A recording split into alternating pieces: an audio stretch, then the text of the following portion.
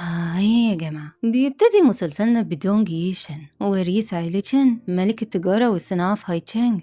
نص المدينة ملكهم، الرئيس مؤدب متربي خلوق ما تطلعش منه العيبة، بس اتسمم من 6 سنين ونتج عنه مرض نادر ومتفاقم كده، ده حسب خيال المؤلف يعني. بيسمى بعطش الجلد أو احتياج اللمس أو بما يفيد يعني نقص الحنان. يا حنان ازيك يا حنان وازاي أمك؟ جسمه بيدخل في نوبات شبه إدمان للقرب الجسدي، اللي هو اديني الحقنة بسرعة أرجوك، محتاج الجرعة، محتاج قرب نسائي فسيولوجي بحت عشان يعيش راجل طبيعي اسمه اللي عليه أو يقضي مهدئات. وبوصف أدق يعني الرئيس عنده فرط في العملية الميكانيزمية الحيوية لمستشعرات الإنجاب. محدش يسألني ده يعني إيه، أنا حاولت أدقق على قد ما أقدر لتوضيح المعنى.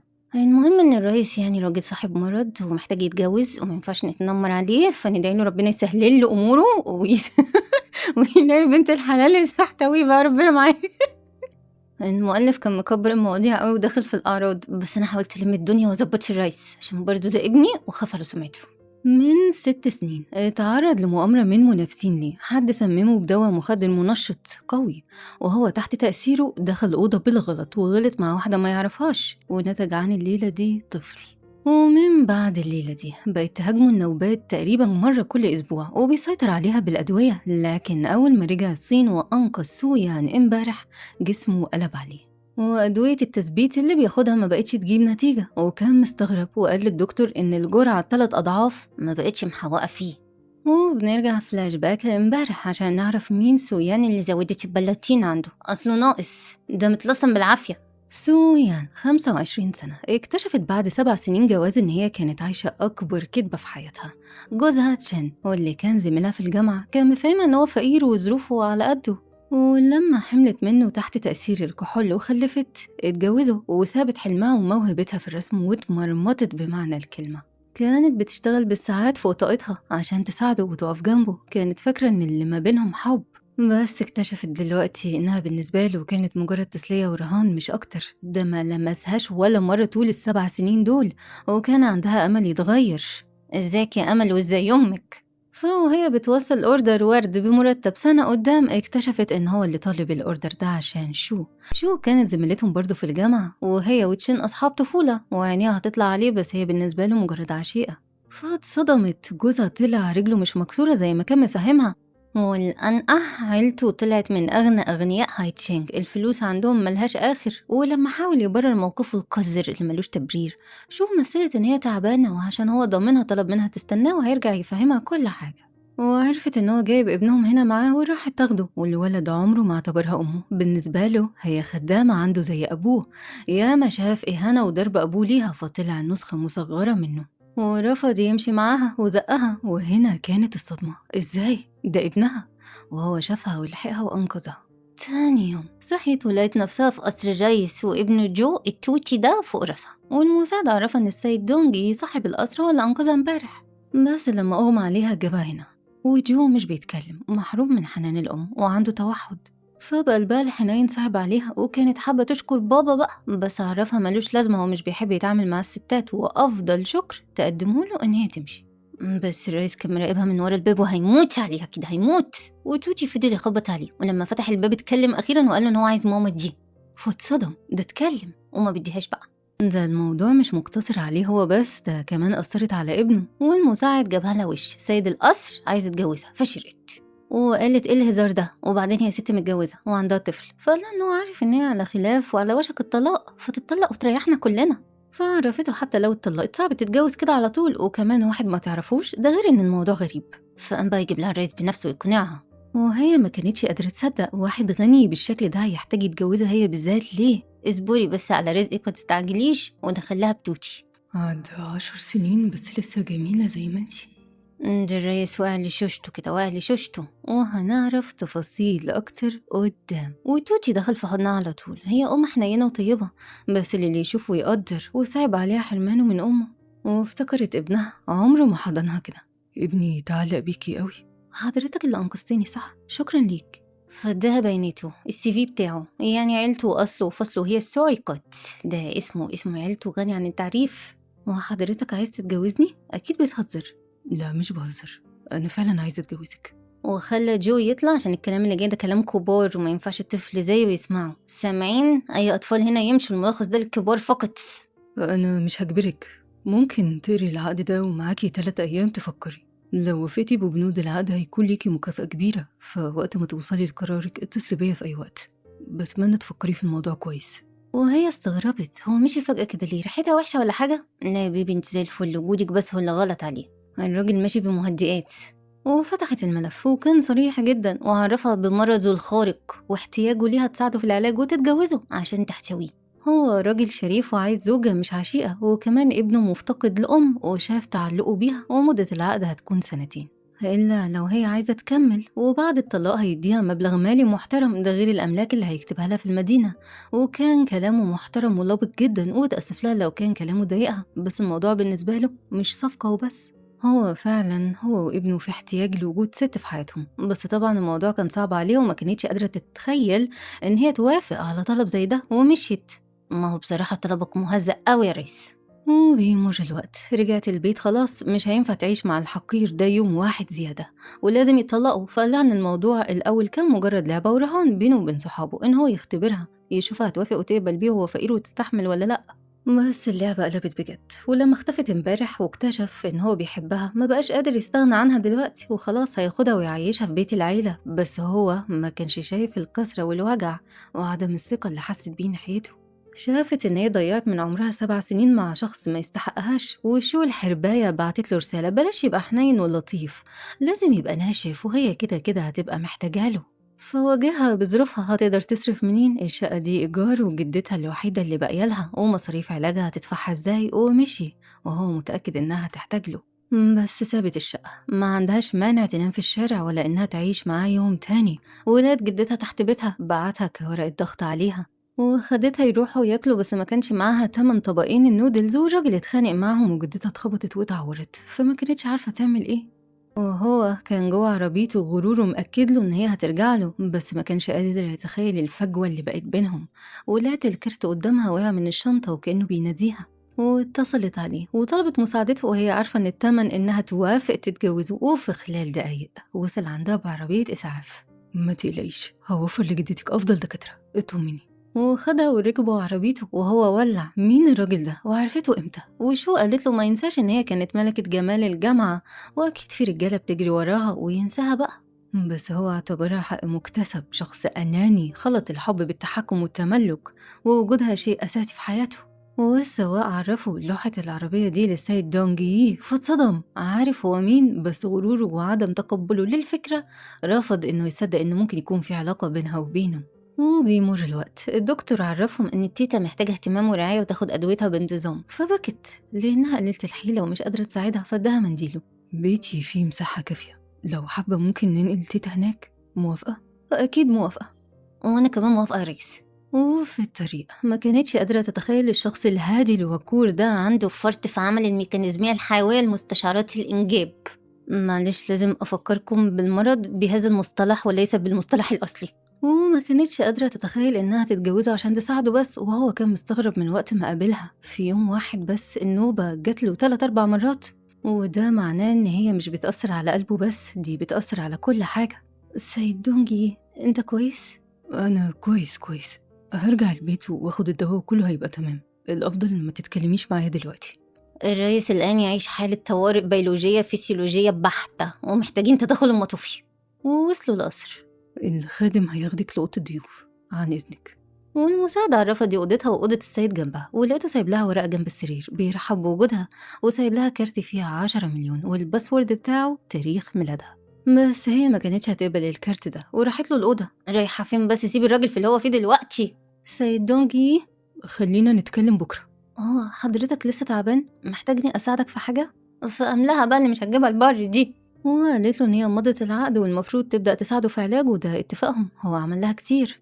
أنا مضيت معاكي الاتفاق عشان مرضي يبقى مؤثر على شغلي وحياتي، بس انتي لسه ما اتطلقتيش، وأي قرب ليكي كده أنا مش بحترمك، فالأفضل نستنى لحد ما نتجوز رسمي. عفة وعفاف يا ريس، ولا عفة وعفاف. ازيك يا عفاف وازاي أمك؟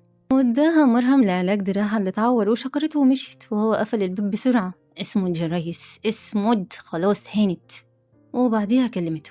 آسفة لو بزعجك، بس تشين بعتلي إن هو مش عايز يطلق. سيب الموضوع ده عليا وأنا هتصرف. هو حضرتك لسه تعبان؟ مش محتاجني متأكد؟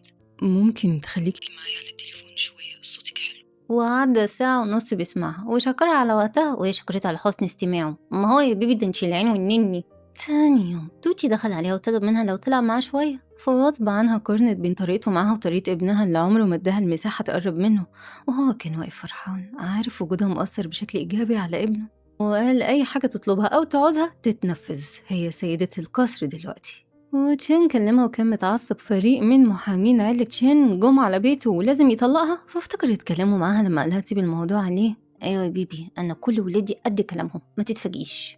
وحاول يقنعها ترجع له وان ابن عيلة تشين عمره ما هيبص لها وكبرها هتبقى عشيقة عنده، فقفلت السكة في وشه وافتكرت الحياة البائسة اللي كانت عايشاها معاه. ده كان بيصعب عليها ظروفه عشان خاطر رهان، وعشان كده كانت بتديله فلوس من شغلها، ولما مثل ان رجله اتكسرت كانت بتنزل في عز الحر تشتغل بدل الشغلانة 2 و3 وما تحسسوش بقلة حيلته. وبعت لها صورة ابنها تعبان وهي لازم تيجي وتطمن عليه، فرحت له وكان مجهز لها بوكيه ورد، شايف ان المفروض تقبل اعتذاره وتكمل معاه بتفكيره المحدود. وقال لها انه بس كان عايز يختبر فرق الطبقات ما بينهم وهي نجحت في الاختبار، فابتسمت على سطحيته اللي ما كانتش واخده بالها منها زمان، وقالت له ان هي قالت لامه وامه مش موافقه على وجودها بقى في العيله، فيجيبها من قصرها ويطلق بدل ما يتفضح في الاعلام. وأمه بتهتم بشكلها ومنظرها قدام الناس، وهو تحت ضغط أمه من ناحية وتحت ضغط عيلة تشين من الناحية التانية، فوافق. بس قالها تندم ووراها دعوة الفرح وإن السيد دونجي هيتجوز بعد شهر من الآنسة سو، ودي بنت الحسب والنسب وهي هتبقى مجرد عشيقة عنده. بس افتكرت لما كان بيوريها غلاف الدعوة تختار اللي يعجبها، فما اهتمتش بكلامه وراحوا واتطلقوا وسابته واقف بيسيح لوحده ومشيت. وبيمر الوقت ورجعت البيت. شكرا لمساعدة حضرتك، أنا خلاص اتطلقت منه. العفو، اعملي حسابك بعد شهر هنعمل الفرح. بس مفيش داعي لفرح، جوازنا في الآخر مجرد صفقة. فاتضايق. صفقة ايه ده بيراقبك بقاله 10 سنين؟ لازم تعرفي إن ابني محتاج أمي بشكل شرعي قدام الناس. وغصب عنها عينيها كانت عليه وافتكرت توتره هما في العربية سوا ولاحظ نظراتها. أنسة سو، في حاجة محتاجة أوضحها لك، رغم إني مش عارف السبب بس تأثيرك عليا كبير أوي. لما بصيتيلي دلوقتي معرفتش أركز في الشغل، وكان واخد المخدة كده يعف نفسه اسمولي عليه وهي ستروجاتها. فلو سمحتي قبل الجواز ياريت تاخدي بالك أرجوكي وتحافظي على مسافة بينا. أنا ابني راجل شريف. فاتحرجت وقامت تمشي بس اتكعبلت ولحقها فاستقرت جوه حضنه. ما قلنا بلاش النظرات دي، راجل صاحب مرض وماشي بمهدئات. فاتأسفت وجريت. معلش يا ريس، هانت ما انت اللي طالب العفاف. وكان شايف الشهر ده هيبقى أصعب شهر يمر بيه في حياته، ولما خرج بره لقى توتي بيعيط، افتكرها لما خرجت مشيت وسابته، فطمنه قريب جدا هتبقى ماما ليه وماما لبابا كمان. وبيمر الوقت دخلت له بقهوة وكان أهون عليه أي حد غيرها يدخلها، وافتكرت كلامه والمسافة اللي تبقى بينهم فاستأذنت وكانت هتمشي. استني، ده ليكي. ده كارت مقابلة للرسام تشانج. أنا عرفت إن هو اعتزل الرسم من 10 سنين، وسمعت إن هو بقاله فترة طويلة ما بياخدش تلاميذ. أنا لاحظت قد إيه بتحبي الرسم وأقنعته ما تقلقيش هيقبلك. أنا هسافر برا عندي شغل مهم، ياريت تاخدي بالك من ابني. ده واجب عليا، بس الهدية دي مش هقدر أقبلها. أنا هبقى جوزك وأي حاجة هقدمها لك ما ينفعش ترفضيها، انتي شاطرة ومتأكدة هينبهر بيكي. وشافت إنه مكلف نفسه قوي معاها ومهتم بيها وبتفاصيلها، ومفيش حاجة في إيديها تقدمها له إلا مساعدته في علاجه. بإيدك. أنا ما اديتكيش الكارت عشان تعملي كده. هو أنا في نظرك شخص يائس للدرجة دي مش قادر يتحكم في نفسه؟ أنا ما قصدتش، حضرتك هتسافر وخايفة تتعب وإنت بعيد والنوبة تجيلك فقلت أساعدك. ما تشغليش بالك، شكرا. يلا روحي ارتاحي. اتمسي يا فنانة وقولي يا مسا. وبيمر الوقت كان خلاص مسافر ولحقته. وإيه الشوربة دي أنا عاملاها بنفسي بألف هنا. شكرا. الحياة معاك ليها طعم تاني، وكأن كل اللي فات ما كانش حياة. وبيمر الوقت استغلت وقتها ورجعت ترسم من تاني وتدرب نفسها عشان تستعد لمقابلة البروفيسور، وافتكرت من وقت جوازها وخلفتها وشغلها وهي نسيت نفسها وأهملت موهبتها، الحاجة اللي كانت بتحس بنفسها فيها. وهو كلمها فيديو كول. بتعملي ايه؟ برسم. خلصتي شغل؟ أيوة، بترسمي ايه؟ هتفهم؟ ده عكس طبيعة شغلك. أنا استغليت الوقت اللي كنت فيه في الطيارة ودورت على شغلك القديم أيام الجامعة وعجبني أوي. بس شغلي دلوقتي مقارنة بالجامعة مش أحسن حاجة. ما تقلقيش، واحدة واحدة وهتبقي أحسن من الأول. وكان متسنح رغم كل محاولاته لعفة نفسه، واعتذرت له لو كانت معطلة عن راحته، ده تعبان من الشغل برضه، الريس بيروح مني. وهي سألته ماله في ايه؟ في كل خير يا بيبي، فغير الكلام وطمن منها على جو وقفل. وبتمر دقايق اتصل عليها تاني وطلب منها يتكلموا شوية، بس الكلام خد سكت اللي يروح ما يرجعش، فقدمت له تصبيرة كده، ونطلع احنا برا بقى يا جماعة عشان في بث مباشر دلوقتي. وبعديها كانت مستغربة ومكسوفة ليه بيناديها بدلع. أنا افتكرت إن علاقتنا بقت تسمح أدلعك. تصبحي على خير. وانت من أهله. شايفين ابني مؤدب وخلوك ازاي؟ تاني يوم اكتشفت ان هو اتصل بيها كتير وبعت لها رسائل اكتر، كان خايف تكون زعلت منه. ابني رقيق وحساس قوي اسم الله عليه، بس هي نامت متاخر، ولما صحيت تليفونها كان صامت وما خدتش بالها. ولما اتصلت عليه لقيت تليفونه مقفول وباب اوضتها خبط ولقيته في وشها. مش حضرتك امبارح كنت بره البلد؟ ده المسافه من هنا لهناك 8 ساعات، اكيد في مصيبه حصلت عشان ترجع. انتي من الصبح ما ردتيش على رسايلي، فافتكرتك زعلانة من اللي أنا عملته امبارح في المكالمة، والاعتذار في التليفون ما يمحيش الخطيئة دي. عشان كده رجعت بالطياره؟ اكيد ما زعلتش، انا بس كنت برسم وما خدتش بالي من التليفون. طيب شكل حضرتك تعبان، تحب تقلع الجاكيت وترتاح شويه؟ وبعدين بقى ما قلنا نحافظ على مسافه. أفهم من كده إنك مش زعلانة مني من اللي حصل امبارح؟ ايوه. طيب ينفع بعد كده عادي؟ بس أكيد مش هنتخطى الحدود. موافقه. طيب أنا لازم أمشي دلوقتي عشان عندي اجتماع مهم بالليل. بس سفرك رايح جاي ده تعب عليك. إني أتأكد إنك مش زعلانة ده أهم عندي من 1000 اجتماع. ماشي، خد بالك من نفسك. وعرضت عليه أي مساعدة تقدمها له للمرة المليون، بس لا يمكن، ابني مؤدب وخلوكم متربي 5 مرات ونتجوز الأول، يعني نتجوز الأول. عقله قايم بدور حارس الأمن على قلبه على أكمل وجه، وخرج. هو عارف كده كده الرجالة ملهاش أمان. وبيمر الوقت، راحت تودي توتي الحضانة وابنها في نفس الحضانة، فتشان حاول يضايقها وإنها بتربي ابن غيرها وسايبة ابنها. وشو عرفتها إن اللي بتربي له ابنه ده خلاص هيتجوز، ده حتى اشترى مجوهرات نادرة من مزاد الصبح يقدمها لزوجته المستقبلية، ففرحت وتوترت في نفس الوقت. حست إن وجودها في حياته مش مجرد صفقة ولا جواز مصلحة، معقول بدأ يحبها بجد. وبتمر الأيام وراحت محل فساتين الأفراح اللي طلب منها تروحه، وصورت له نفسها وبعتت له إيه رأيه في الفستان، واتصلت عليه. مش بترد فيديو ليه؟ على كده أنا وحشتك. أنا بس كنت عايزة تساعدني أختار الفستان. بس انتي عارفة لما بشوفك مش بقدر أقاومك. بس أنا عايزة أعرف رأيك دلوقتي، مهم عندي. حلو قوي. طب اشمعنى ده؟ عايزة تسمعي الإجابة الحقيقية ولا الإجابة اللي مش حقيقية؟ طبعا الحقيقية. الفستان ده سهل في الفك. يا ريتك ما سألتي.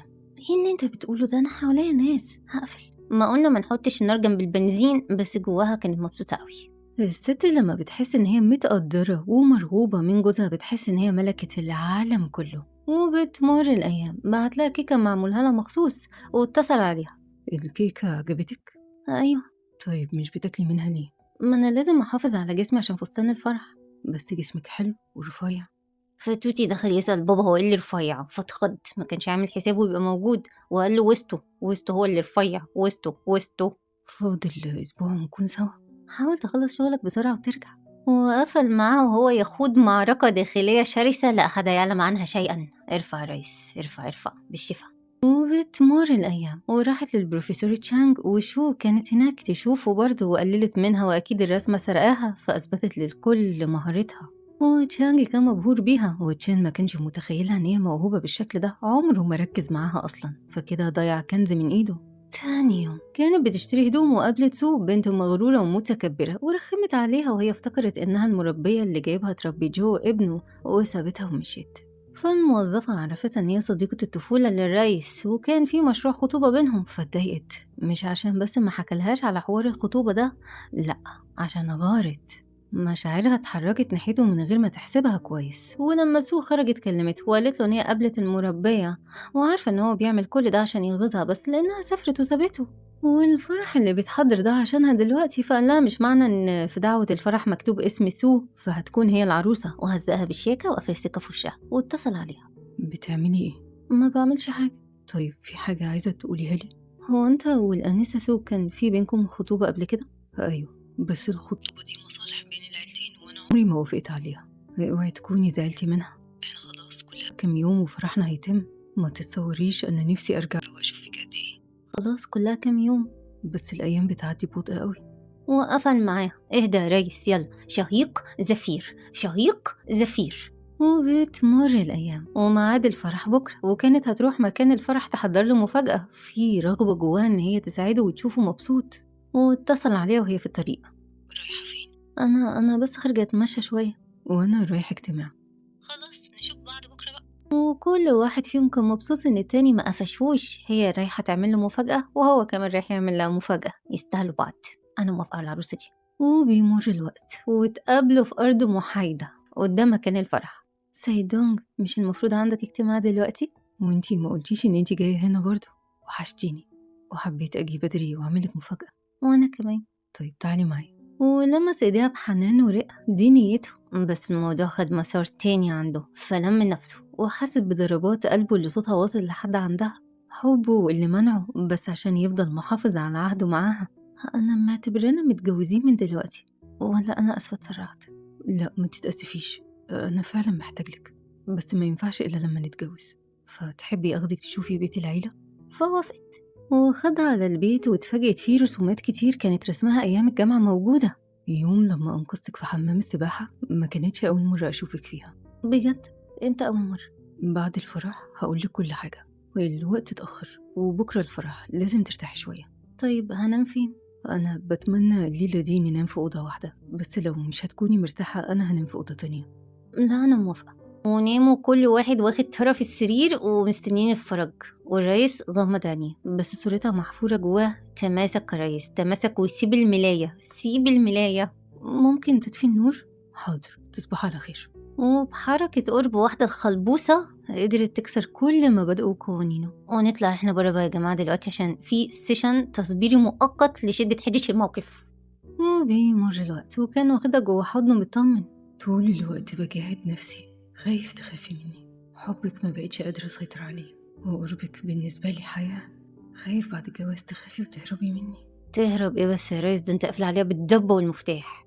وبيمر الوقت في الفرح لبست الفستان وكانت زي القمر، والبقف كان أول مرة ياخد باله منها إن هي جميلة كده. وهو وصل ومسك إيديها قدام الكل، أي إشاعات أي كلام فاضي قضى عليه، مش بالكلام بالفعل. وسو وصلت ما كانتش متخيلة إن هو هيرفضها، دي بنت الحسب والنسب، وعايرتهم إنه زي يتجوز واحدة عادية زيها كده. فهزقها وطلب من الأمن ياخدوها. وتشين كان هيتشل، ده اتجوزها وما طلعتش عشيقة، وحس كأنه شافه قبل كده بس مش فاكر فين. والكل كان مبسوط وما كانش حد يتخيل هيحبه ويتجوز أخيرا، ده بقاله سنين عايش وحيد وممنوع أي ست تقرب منه. شكلك جميل أوي. وكملوا مراسم الجواز وتوتشي دخل بالخواتم. الخاتم ده رمز للعيلة، انتي دلوقتي بقيتي سيدة عيلة شين رسمي. وقربوا من بعض يعلنوا حبهم قدام الناس. قرب براحتك بقى يا ريس، يلا ما تخافش من استشعاراتك، خلاص بقيت مراتك. وبيمر الوقت الفرح خلص وشاف جوزها، والولد كان بيتكلم عليها وحش فاتضايق. لأول مرة يدقق فيه، ده مش شبهها خالص ولا حتى شبه أبوه. معقول متبنيينه؟ يعني مثلا جوزها ما بيخلفش ولا هي؟ وطلب من المساعد يدور في الموضوع ده. وبدأت ليلة الحب. ما ريس، أمي بتسلم عليك وبتقولك واحدة واحدة، ونطلع احنا برا بقى يا جماعة دلوقتي عشان الرئيس بيتجوز. وبتمر ساعات. مالك؟ احنا لازم نشوف طريقة علاج لمرضك ده غيري. ما أنا خفيت خلاص على إيدك. وكانت ليلى تعجز عن وصفها الكلمات. تاني يوم توتشي دخل عليهم يصحيهم، وهي يا فضحتي الواد قفشنا وسأل لنا يمين في أوضة تانية، بس ما كانتش عارفة ترد. والمساعد دخل واتفاجئ بيهم، هما ليه هنا أصلا؟ غير سرير أوضة النوم عشان اتكسر امبارح. واعتذر لها، أصله أول مرة يتجوزوا كده. ومن غير لقحم ولا دستور الموظف دخل عرفه خبر ما ينفعش يتأجل، طليقها وابنها مفيش أي نسب بينهم، يعني ابنها مش ابنه. وسألها لو حابة تعمل تحليل نسب فوافقت. وبيمر الوقت والموظف عرفها المصيبة الأكبر، إن ابنها ما طلعش ابنها هي كمان. اهدي. ما تخافش أنا كويسة، بس لازم أروح أواجهه. محتاجة أجي معاكي؟ لا، الموضوع ده حله بنفسي. طيب بس لو احتجتيني في أي حاجة كلميني على طول وهتلاقيني في ثواني عندك. فطمنته ومشت، وراحت له وهزقته ورمت التحاليل في وشه، وتحت الضغط والانهيار اعترف إنه وقتها كان رافض يقرب منها، كان شايفها مش من مستواه، وضغط أصحابه والرهان إن هي تقع في حبه كان مسيطر عليه. فلما عرف إنها ناوية تسافر وتدرس بره خاف تضيع منه، وشكله يتهز إن هي هجرته وما وقعتش في حبه. فسمع كلام شو ودفع لحارس أمنة عشان هو اللي يدخل عليها ويخليها تحمل وتخلف، وكأنه هو اللي غلط معاها عشان يربطها بيه وتتجوزه. لكن الحارس خاف وقتها وما قربش منها، وراجل تاني هو اللي دخل عليها، ومن لبسه ووجوده في المكان ده كان باين عليه راجل غني. فخاف وجود طفله في المستقبل يمثل تهديد عليه، فبدله في المستشفى بالطفل اللي ربته. اشتراه من عيلة فقيرة وطلب من الحارس يخلص من طفلها هي، وما كانتش قادرة تصدق إنه شخص بالقذارة دي استحملت سنين معاه ولا مرة صعبت عليه وسابته ومشيت. وبنعرف إن يومها لما شاف الراجل اللي هو داخل عليها صوره عشان يبعتها للحارس يسأله مين ده، ليكون حد صاحبه أو حد يعرفه. بس الحارس وقتها بعتله إنه مش هيقدر يعمل كده ورجعله فلوسه وما قالوش مين صاحب الصورة. فلما شاف الصورة تاني دلوقتي ركز فيها وعرف إن هو دونجي فاتصدم. فمستحيل يعرفها إن الراجل اللي حملت منه يبقى هو، كده هتحبه وتتعلق بيها أكتر. شخص أناني انتهازي، فحتى لو ما تكون معاه ما تبقاش سعيدة مع غيره. وبيمر الوقت، رجعت البيت وكان قاعد مستنيها قلقان عليها، وفي نفس الوقت ما كانش حابب يتدخل إلا برضاها. مالك؟ حكالي كل اللي حصل زمان، وحاسة إن أنا مش هقدر أبقى أم كويسة لجو ولا أليق أبقى كنة عيلة شان. أنا مش عايزة أعرف حاجة، لو مش حابة تحكي مش لازم، بس لازم تعرفي أنا دايما هبقى في ظهرك وسندك. فطمنت أكتر، ولسه هتحكي له المساعد عرفه إن في واحد عايز يقابل المدام ودخل، ده حارس الأمن اللي تشن دفع له فلوس زمان.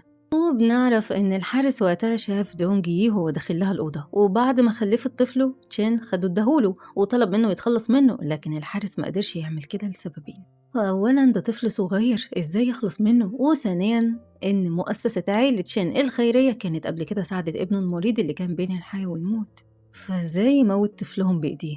فكتب ورقة إن الولد ده ابن السيد دونجي ويعمله تحليل نسب عشان يتأكد بنفسه، وحطها جوه هدومه وسابه قدام القصر. وهو بعديها عمل تحليل النسب واتأكد إن هو ابنه، واتوقع إن الست اللي غلط معاها يومها والدته ما قدرتش تتحمل مسؤوليته، فعشان كده سابته له. والسر اللي تشين حاول يخفيه راح واتكشف لصاحبه، والحارس عرفهم لما شاف صورهم في التلفزيون في فرحهم افتكرها، وكان لازم يجي ويعرفوا إن هي اللي كانت معاه وأم ابنه. والصدمة هزتها أكبر من صدمة إن ابنها اللي ربته ما طلعش ابنها.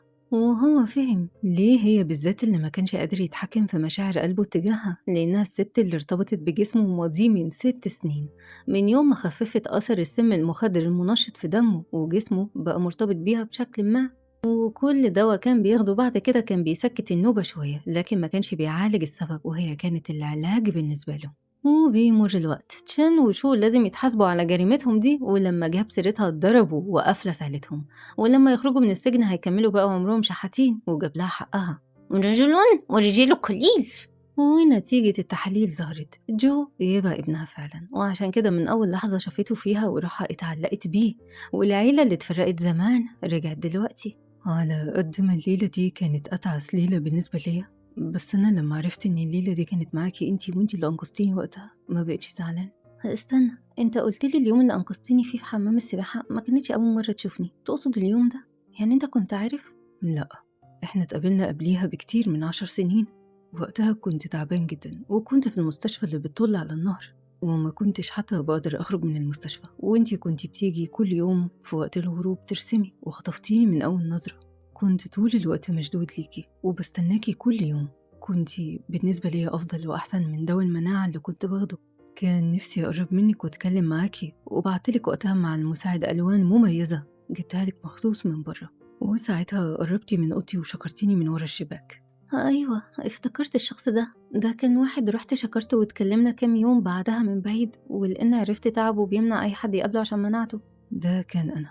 شكرا على وجودك في الفترة دي، كان مهون عليا كتير، بس أنا بعديها ما شفتكش تاني. وقتها كتبتلك جواب كنت عايزة أقولك فيه إني هسافر أدرس بره وهرجع بعد 3 سنين وتستنيني لو ينفع، بس انتي وقتها كنت رايحة الجامعة ومعرفتش أديكي الجواب، فسافرت خلصت تعليمي بسرعة ورجعت ورحتلك الجامعة وشفتك معاه وإيديكوا في إيدين بعض. على قد ما اتوجعت وقتها، بس كان كل اللي يهمني تكوني مبسوطة، وما قدرتش أمنع نفسي أراقبك من بعيد أطمن عليكي. وبعديها حصل اللي حصل اليوم لما اتخدرت وما شفتكيش يومها واتضايقت، ما كنتش عايزة أكون مع حد غيرك وطلعت انتي. المهم بعديها انتي اتجوزتي، وأنا فضلت مستمرة في مراقبتك عشان عرفت إن جوزك خاين وبيضحك عليكي، وانتي خلفتي منه وهو جوزك، فما ينفعش أدخل وأخرب حياتك.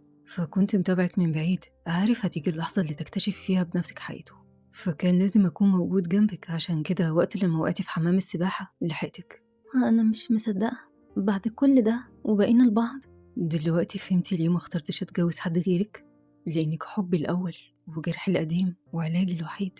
كان عايز يفهمها هو قادر يشتري الدنيا كلها، بس قدامها كان ضعيف في حبها، لأن جسمه وقلبه اتفقوا على نفس الست. ونطلع احنا بره بقى يا جماعة، عشان توتي هيتخاوى دلوقتي. ويلا بقى نسد ودنا. منها لله سابرينا كاربنتر، أنا بزغرط من ساعتها عندن فيها هي، بس خلاص بقت عادة. وبنعرف إن الحب عمره ما كان اختبار صبر ولا إهانة ولا سنين بتضيع علشان تثبتي إنك ست أصيلة. الراجل اللي يحبك بجد هيبان في وقت كسرتك، ومش هيختبرك بالفقر ولا يكسرك عشان تثبتي له حبك. الحب الحقيقي فعل، ستر، سند، كرامة محفوظة. فاللي يخسرك عشان غروره سيبيه لغروره، واللي يلمك كرامتك قبل قلبك ده اللي يستاهل مكانة في حياتك. وخديها قاعدة، الحب اللي يقلل منك ده مش حب. الحب الحقيقي بيطمنك، بيكبرك، وبيخليكي تحبي نفسك أكتر. فما تضيعيش عمرك مع راجل شايف صبرك التزام وتضحيتك حق مكتسب. وعوض ربنا ساعات بيجي في شكل راجل يلم وجع سنين ويثبتلك إنك تستاهلي حب العالم كله. واحنا كبنات مش هنبقى بأقل من كده. ولحد هنا بينتهي مسلسلنا. كانت معاكم سيا. لو عجبكم الفيديو ما تنسوش الاشتراك في القناة وتفعلوا الجرس واللايك عشان يوصل لكم كل جديد. ودي قناتنا لملخصات أفلام ومسلسلات الأنمي، قناة شيلا تشان، فما تنسوش تشتركوا في القناة وتفعلوا الجرس.